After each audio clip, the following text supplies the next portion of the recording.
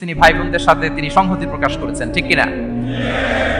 From the river to the sea, Palestine will be free. আমার সাথে সাথে বলেন, free free Al-Aqsa, free free Al-Aqsa. মুষ্টিবদ্ধ হাতকে উপরের দিকে করে আওয়াজ করে বলুন, free free Al-Aqsa, free free Al-Aqsa, free free Al-Aqsa. আল্লাহ তাআলা আমার মজলুম ফিলিস্তিনি ভাই বোনদেরকে হেফাজত করুন। আমাদের সেই প্রাচীন কেবলা মসজিদুল আকসাকে আল্লাহ তাআলা হেফাজত করুন। জালিমদের হাত থেকে, দখলদারদের হাত থেকে এই পবিত্র ভূমিকে আল্লাহ তাআলা মুক্ত করুন। আওয়াজ করে সবাই পড়ুন আমিন। সুবহানাল্লাহ। আপনাদের সাউথ আফ্রিকা দেখে তো আমি অবাক। প্রাকৃতিক সৌন্দর্যের লীলাভূমি, পুরো দক্ষিণ আফ্রিকাটাই যেন একটা সাফারি পার্ক। আলহামদুলিল্লাহ, চমৎকার দেশ, চমৎকার, অসাধারণ।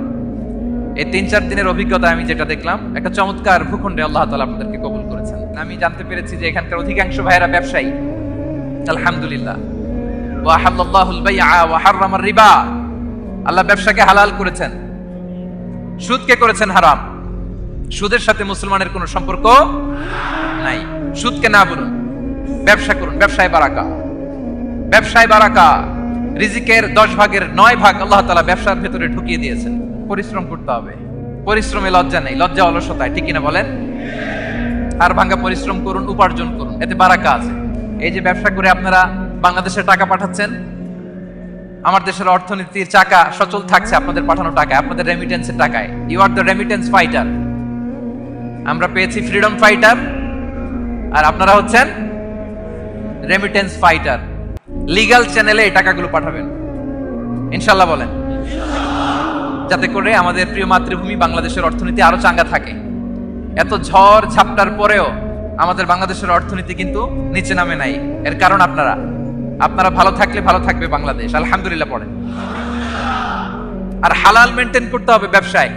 হারামের সাথে আমাদের কোনো সম্পর্ক, হারামকে আমরা না বলে দিব। আজকের এই নিজামিয়া কমপ্লেক্স থেকে আমরা হারামকে না বলবো। আওয়াজ করে বলেন নো।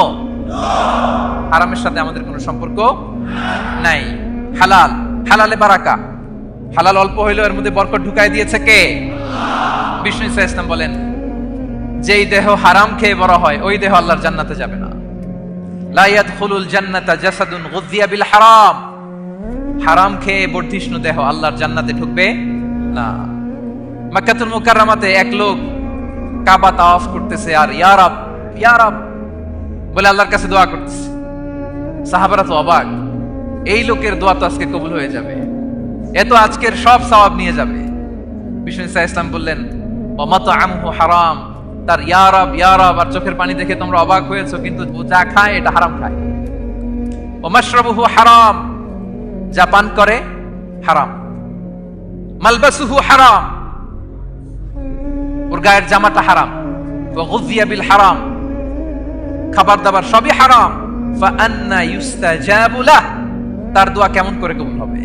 জিহাদের ময়দানে যে সাহাবী সর্বপ্রথম তীর মেরেছেন তার নাম সাআদ ইবনে আবি ওয়াক্কাস রাদিয়াল্লাহু তাআলা। তিনি বিশ্বনবীকে বললেন, ইয়া রাসূলুল্লাহ উদু আল্লাহ আইয়াজআলানি মুস্তাজাবাদ দাওয়া। হে নবী, আপনি আমার জন্য দোয়া করেন আল্লাহ যেন আমাকে মুস্তাজাবুদ দাওয়া বানায়। মুস্তাজাবুদ দাওয়া মানে এমন ব্যক্তি যে ব্যক্তি দোয়া করতে দেরি কিন্তু সে দোয়া কবুল হতে দেরি হয়। বিশ্বনবী বললেন, ইয়া সাআদ, তোমার মুস্তাজাবুদ দাওয়া হওয়ার বড় শখ। আতিব মাতআমাক, যেটা খাবা হালাল খেও, তাকুন মুস্তাজাবুদ দাওয়া। যেটা খাবে হালাল খেও, হালাল খেলেই তুমি মুস্তাজাবুদ দাওয়া। Your food should be halal, your drinks should be halal, your fashion should be halal, your entertainment should be halal. আপনার সব হালাল হইতে হবে। আল্লাহ তৌফিক দান করুক।